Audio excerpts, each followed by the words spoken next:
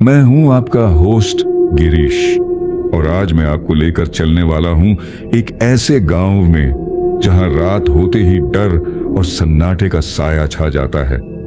यह सिर्फ एक कहानी नहीं बल्कि एक ऐसा रहस्य है जो सालों से अनसुलझा है। एक ऐसी आत्मा जो अब भी न्याय की तलाश में भटक रही है और जो भी उसकी पुकार सुनता है वो कभी वापस नहीं आता। तो तैयार हो जाइए क्योंकि आज आप सुनने वाले हैं एक बेहद डरावनी कहानी। श्मशान का छल्लावा। ठंडी सर्दियों की शाम थी। हल्की हल्की ठंडी हवा चल रही थी और सूरज पहाड़ियों के पीछे धीरे धीरे छिप रहा था। अंकित बस से उतरकर गांव की कच्ची सड़क पर खड़ा था। वह कई सालों बाद अपनी नानी के गांव आया था। उसके माता पिता कुछ जरूरी काम से शहर में थे, इसलिए उन्होंने उसे छुट्टियों में नानी के पास भेज दिया था। गांव में घुसते ही उसे एक अजीब सा सन्नाटा महसूस हुआ। सर्दियों की वजह से शायद लोग जल्दी अपने घरों में चले गए थे, लेकिन फिर भी माहौल कुछ अलग लग रहा था। रास्ते के किनारे ऊंचे ऊंचे पेड़ खड़े थे जिनकी टहनियां हल्की हवा में हिल रही थीं, मानो कुछ फुसफुसा रही हों। दूर कहीं से उल्लू की आवाज आ रही थी और बीच बीच में कोई कुत्ता भौंक उठता। आ गया बेटा। नानी की आवाज सुनते ही अंकित चौंका और मुस्कुराते हुए आगे बढ़ा। घर पर नानी ने प्यार से उसे गले लगाया और अंदर ले गई। घर वैसा ही था जैसा उसने बचपन में देखा था। मिट्टी की दीवारें, लकड़ी के दरवाजे और आंगन में जलता हुआ चूल्हा। रात के खाने के बाद अंकित अपने नाना नानी के पास बैठा था। नाना चूल्हे के पास बैठे बीड़ी पी रहे थे और नानी रसोई में काम कर रही थी। तभी अंकित ने बातों बातों में गांव के बारे में पूछ लिया। अरे बेटा, ये गांव बहुत पुराना है। यहाँ कई अजीब घटनाएं होती आई हैं, नाना ने कहा। कैसी घटनाएं? अंकित ने उत्सुकता से पूछा। अरे तू नया है इसलिए तुझे नहीं पता, लेकिन यहाँ एक पुराना श्मशान घाट है जहां रात को कोई नहीं जाता। लोग कहते हैं कि वहां अजीब चीजें होती हैं। कई लोगों ने वहां किसी को चलते हुए देखा है, पर जब पास गए तो कोई नहीं था। नानी ने तुरंत नाना को डांट दिया। छोड़िए इन सब बातों को, बच्चे को डर क्यों रहे हैं? अंकित हंसने लगा। नानी, मुझे भूत प्रेत से डर नहीं लगता, ये सब मनगढ़ंत कहानियां हैं। नाना ने उसकी तरफ गहरी नजरों से देखा। डर नहीं लगता तो आज रात अकेले बाहर मत निकलना। अंकित ने मजाक में सिर हिलाया, लेकिन उसके मन में अब उत्सुकता जाग चुकी थी। क्या वाकई वहां कुछ था या बस गांव वालों की कल्पना थी? रात हुई तो अंकित अपने कमरे में सोने चला गया। खाट पर लेटते ही उसकी आंखें दीवार पर टंगी पुरानी तस्वीर पर पड़ी। तस्वीर धूल से भरी थी और उस पर एक आदमी का धुंधला चेहरा था। न जाने क्यों उसे ऐसा लगा कि तस्वीर की आंखें उसे घूर रही थीं। उसने जल्दी से दूसरी तरफ करवट ली। तभी बाहर से किसी के चलने की हल्की आहट आई। उसने कान लगाया। कदमों की आवाज धीरे धीरे घर के सामने से गुजर रही थी। उसके दिल की धड़कन तेज हो गई। गांव इतना शांत था तो इतनी रात में बाहर कौन जा सकता था? अंकित बिस्तर पर लेटा था, लेकिन नींद नहीं आ रही थी। वह बार बार करवट बदल रहा था।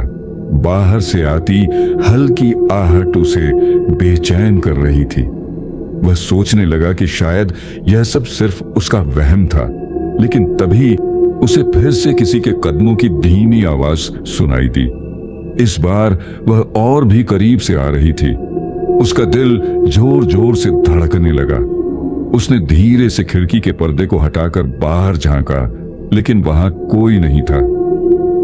शायद कोई जानवर होगा, उसने खुद को समझाया और फिर से आंखें बंद करने की कोशिश की। तभी अचानक दरवाजे पर हल्की दस्तक हुई। कौन हो सकता है इतनी रात को? वह उठा और डरते डरते दरवाजा खोला। सामने नाना खड़े थे। अरे सोया नहीं अभी तक? नाना ने धीरे से पूछा। नींद नहीं आ रही थी तो बाहर की आवाजें सुन रहा था। अंकित ने कहा। नाना ने गहरी सांस ली और बोले, बेटा, ये गांव शहर की तरह नहीं है।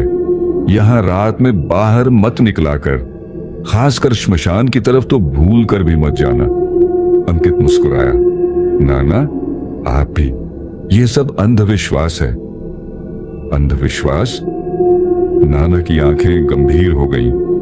यहां जो भी रात में अकेले निकला है वो कुछ न कुछ अजीब देखकर लौटा है। अगर लौटा तो। अंकित को उनकी बातें मजाक लग रही थी। उसने हामी भरी और फिर बिस्तर पर लेट गया। घड़ी करीब 12 बजा चुकी थी।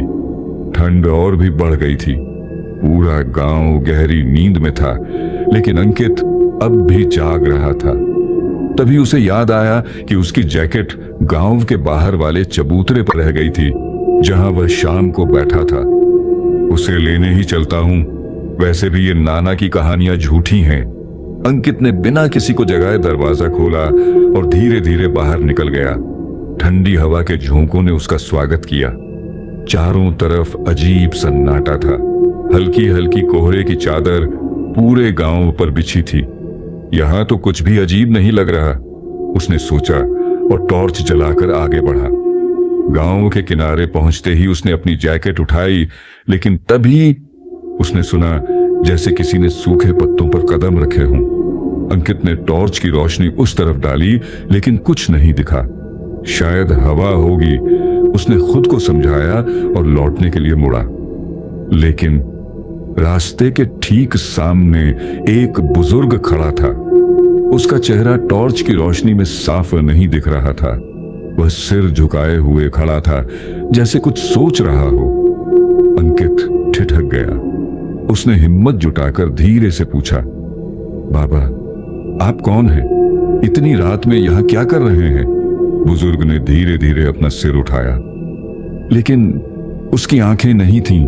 अंकित का खून जम गया। अंकित की सांसें तेज हो गईं। उसकी आंखें बुजुर्ग के चेहरे पर टिक गईं। ये क्या? टॉर्च की रोशनी हल्के हल्के कांप रही थी, जैसे उसकी खुद की हिम्मत जवाब दे रही हो। सामने खड़ा बुजुर्ग एकदम स्थिर था, बिना पलक झपकाए, बिना कोई हरकत किए। अंकित ने डरते हुए फिर से पुकारा, बाबा। कोई जवाब नहीं। फिर बुजुर्ग धीरे धीरे आगे बढ़ने लगा। उसके कदम इतने धीमे और अस्वाभाविक थे कि ऐसा लग रहा था जैसे वह जमीन पर तैर रहा हो। अंकित के पूरे शरीर में ठंडक दौड़ गई। शायद कोई बूढ़ा आदमी है जिसे मेरी मदद की जरूरत हो। उसने खुद को समझाने की कोशिश की, पर कुछ अजीब था। बुजुर्ग का सिर अब भी थोड़ा झुका हुआ था और उसका चेहरा आधा अंधेरे में छिपा हुआ था। रोशनी के बावजूद उसकी आंखें पूरी तरह काली और गहरी लग रही थीं, जैसे अंदर कुछ नहीं था, बस एक खालीपन।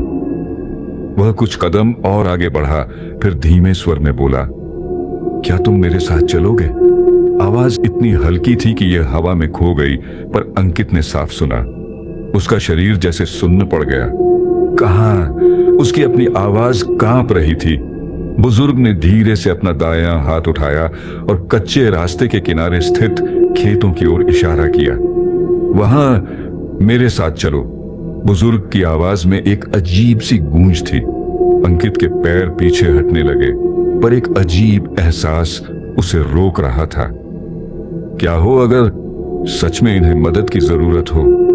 उसने थोड़ी हिम्मत जुटाई और एक कदम आगे बढ़ाया, लेकिन जैसे ही उसने एक और कदम बढ़ाया, उसकी नजर अचानक बुजुर्ग के पैरों पर पड़ी और ओ माय गॉड, उसके पैर उल्टे थे। अंकित का गला सूख गया। उसके दिमाग ने एकदम से खतरे का सायरन बजाना शुरू कर दिया। उसकी नजरें बुजुर्ग के पैरों से फिर उसके शरीर पर गईं और तब उसे दूसरा झटका लगा। उसकी परछाई नहीं थी। बर्फ जैसी ठंडी हवा अचानक उसकी गर्दन के पीछे से गुजरी। अंकित को एहसास हुआ वह कुछ इंसानी नहीं था। अंकित का शरीर सुन्न पड़ चुका था। उसकी आंखें बुजुर्ग के उल्टे पैरों और गायब परछाई को घूर रही थी।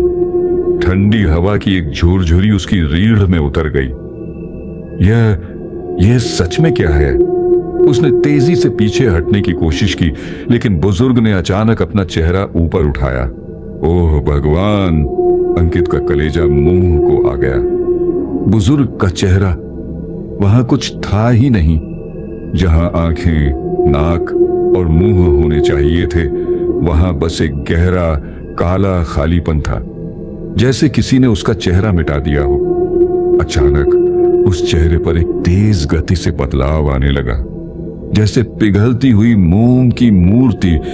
उसकी त्वचा सिकुड़ने लगी, आंखों की जगह गहरी खोपड़ी जैसी गुफाएं बन गईं और मुंह एक अजीब सी भयानक मुस्कान में फैल गया। बूढ़े की गूंजती हुई हंसी हवा में तैरने लगी। अंकित ने पूरी ताकत से पीछे हटने की कोशिश की, लेकिन उसके पैरों में कुछ गर्दन जितनी ठंडी चीज लिपट गई। उसने नीचे देखा, एक हड्डी जैसे हाथ ने उसका टखना कसकर पकड़ लिया था। अचानक आसपास की हवा भारी हो गई, गहरा कोहरा फैलने लगा और खेतों से किसी के चीखने की आवाजें आने लगीं। छोड़ो, छोड़ो मुझे! अंकित ने पागलों की तरह अपना पैर छुड़ाने की कोशिश की, लेकिन वह हाथ किसी लोहे की जंजीर की तरह कसता जा रहा था। टॉर्च की रोशनी फ्लिकर करने लगी। टक! टॉर्च बुझ गई। चारों तरफ अंधेरा छा गया। अंकित की सांसें तेज हो गईं। उसने घबराकर फोन निकाला, लेकिन स्क्रीन पर कोई नेटवर्क नहीं था। वह तेजी से स्क्रीन पर बटन दबाने लगा, लेकिन फोन जैसे बंद हो चुका था। अब सिर्फ उसकी डरी हुई सांसों की आवाज और खेतों से आती रहस्यमयी चीखें थीं। तभी कोहरे के बीच बुजुर्ग की आकृति धीरे धीरे हवा में ऊपर उठने लगी। अब वह जमीन पर नहीं था, बल्कि खेतों के ऊपर तैर रहा था। उसकी गर्दन एक तरफ झुकी हुई थी और उसकी आंखों के गहरे गड्ढे अंकित को घूर रहे थे। अचानक उसने एक लंबा कांपता हुआ हाथ उठाया और खेत के अंदर की ओर इशारा किया। फिर एक फुसफुसाहट हवा में गूंजी। चलो, वहां चलो। अंकित का दिल अब उसके सीने से बाहर कूदने को तैयार था। बचाओ!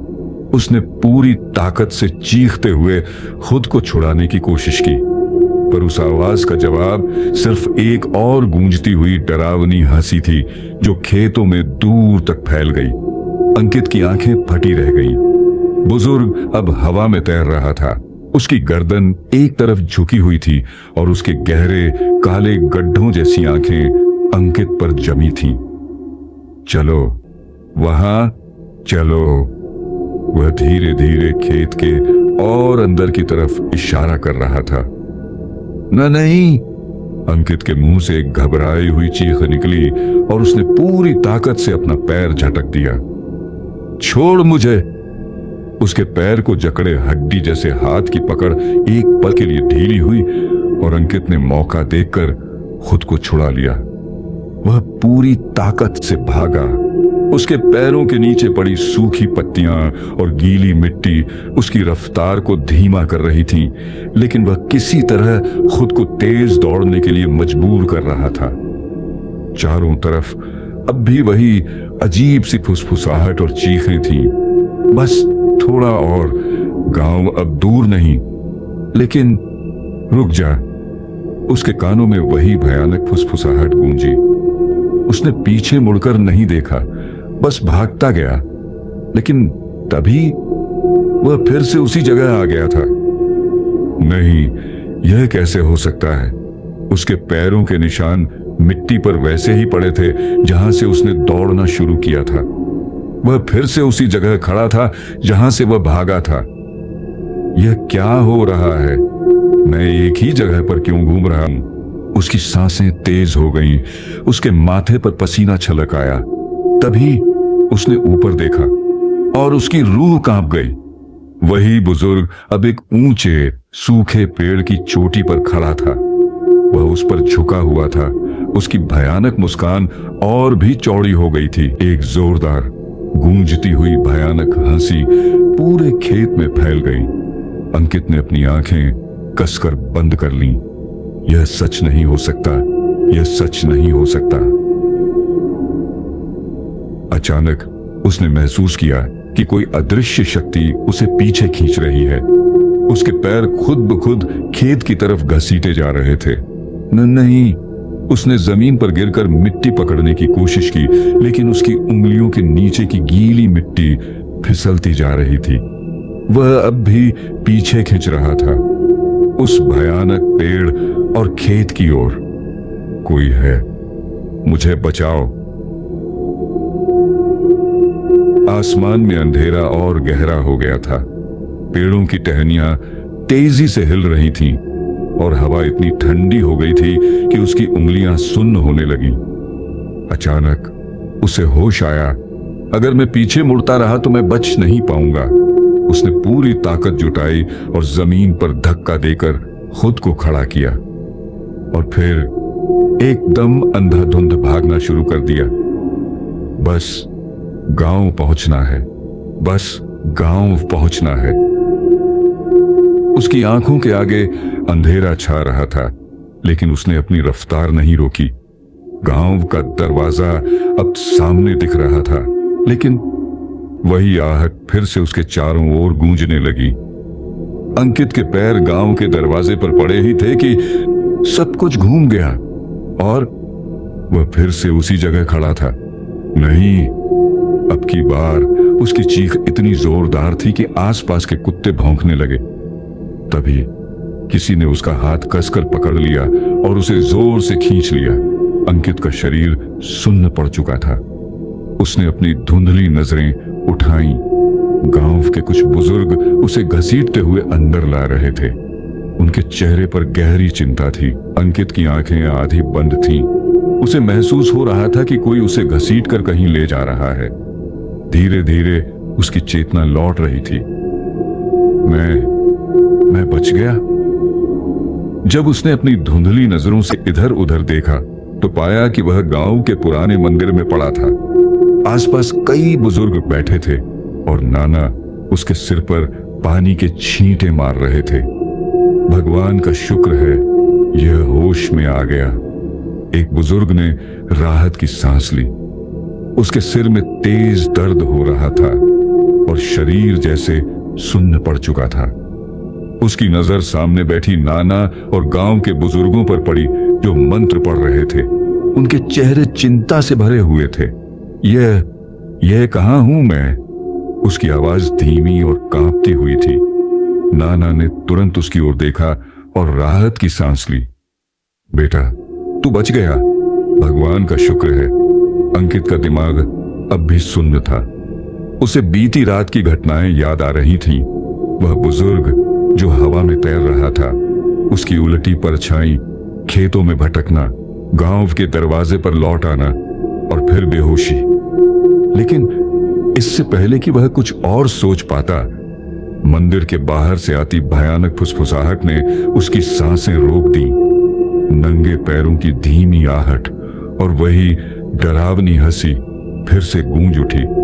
अचानक मंदिर की लालटेन की लौ तेजी से झपकने लगी। बुजुर्गों ने मंत्रोच्चार तेज कर दिया। नाना ने अंकित का हाथ कसकर पकड़ लिया। बेटा, अपनी आंखें बंद कर ले, यह अभी गया नहीं है।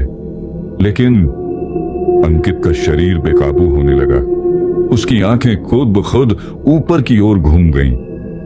नहीं, ये मुझे फिर खींच रहा है, उसने जोर से चीखा और फिर सब कुछ काला हो गया। अंकित की आंखें खुली। तेज रोशनी ने उसकी पुतलियों को जला दिया। ये कहां हूं मैं? उसने चारों ओर नजर घुमाई। अब वह गांव के अस्पताल में था। उसके सिर पर पट्टी बंधी थी। पास में नाना और गांव के कुछ बुजुर्ग खड़े थे। उनकी आंखों में चिंता और थकान थी। नाना ने राहत की सांस ली। बेटा, तू ठीक है, भगवान का शुक्र है। अंकित धीरे धीरे उठने की कोशिश करने लगा।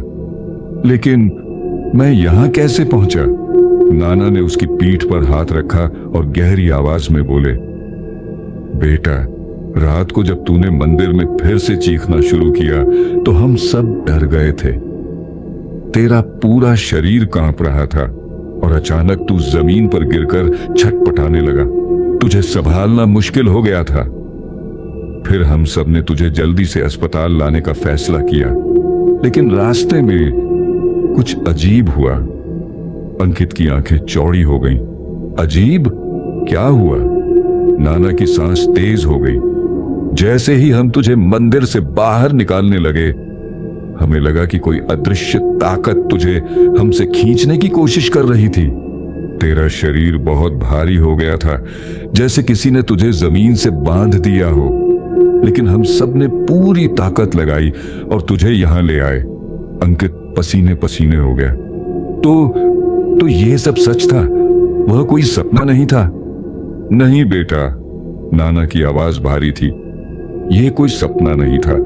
तूने उसी चीज को देखा जिसे इस गांव में कई लोगों ने देखा है, और कुछ लोग तो उसे देखकर कभी लौटे ही नहीं।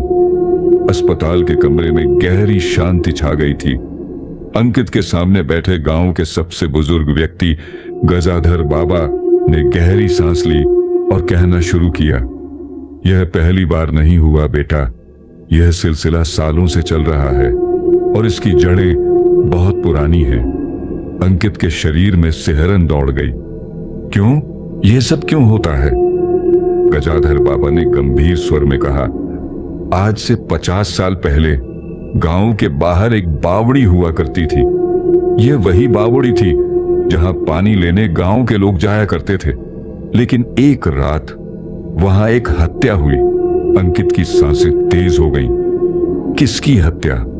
गजाधर बाबा की आंखें दर्द से भर आईं। इस गांव में 2 भाई रहते थे, बलराम और हरीश। बड़े भाई बलराम को अपने खेत और जमीन से बहुत लगाव था, लेकिन छोटा भाई हरीश बहुत लालची था। उसे बस संपत्ति चाहिए थी। जब उनके पिता की मृत्यु हुई तो हरीश ने बलराम से खेत का आधा हिस्सा मांगा, लेकिन बलराम ने मना कर दिया। इसी लालच में एक रात हरीश ने बलराम को खेतों में बुलाया और उसकी कुल्हाड़ी से हत्या कर दी। अंकित का मुंह खुला रह गया। फिर क्या हुआ? उसने धीरे से पूछा। नाना ने गंभीर स्वर में जवाब दिया, फिर हरीश ने अपने भाई की लाश को घसीटकर उसी बावड़ी में फेंक दिया। चारों ओर सन्नाटा छा गया। अंकित को याद आया कि वही बावड़ी जिसकी ओर वह रहस्यमयी बुजुर्ग इशारा कर रहा था, लेकिन उसकी लाश कभी नहीं मिली। नाना की आंखें लाल हो गईं। कई साल बीत गए, लेकिन कुछ अजीब घटनाएं शुरू हो गईं। जो भी रात में उस रास्ते से गुजरता उसे एक बुजुर्ग आदमी दिखता था जो उसे बावड़ी की तरफ बुलाता था। अंकित की धड़कनें तेज हो गईं। जो भी उसकी बात मानकर बावड़ी की ओर गया वो कभी वापस नहीं आया। अंकित पसीने से लथपथ था। मतलब जो मैंने देखा वो बलराम की आत्मा थी। नाना ने सिर झुका लिया। हाँ बेटा, वो अभी भी अपने न्याय की तलाश में है। उसे अपनी मौत का बदला नहीं मिला, और जब तक ऐसा नहीं होगा वो ऐसे ही लोगों को बुलाता रहेगा। तो ये थी आज की कहानी, श्मशान का छलावा। एक ऐसा छलावा जो न सिर्फ लोगों को गुमराह करता है, बल्कि उन्हें अपने जाल में फंसाकर अंधकार में खींच ले जाता है। क्या बलराम की आत्मा को कभी शांति मिलेगी, या फिर वह यूं ही किसी और को अपनी पुकार में फंसाकर बावड़ी की ओर बुलाती रहेगी? कुछ आत्माएं कभी नहीं छोड़ती। अगर आपको ये कहानी पसंद आई तो हमें जरूर बताइए कि क्या आपने कभी ऐसा कोई डरावना अनुभव किया है। और अगली बार जब आप किसी सुनसान रास्ते से गुजरें तो किसी भी अनजाने बुलावे पर जवाब देने से पहले 2 बार सोचिएगा, क्योंकि हो सकता है कोई छलावा आपका इंतजार कर रहा हो। मैं हूं आपका होस्ट गिरीश, और मिलूंगा आपको अगली डरावनी कहानी में। तब तक के लिए अपना ख्याल रखिए और अंधेरे में अकेले जाने से बचिए।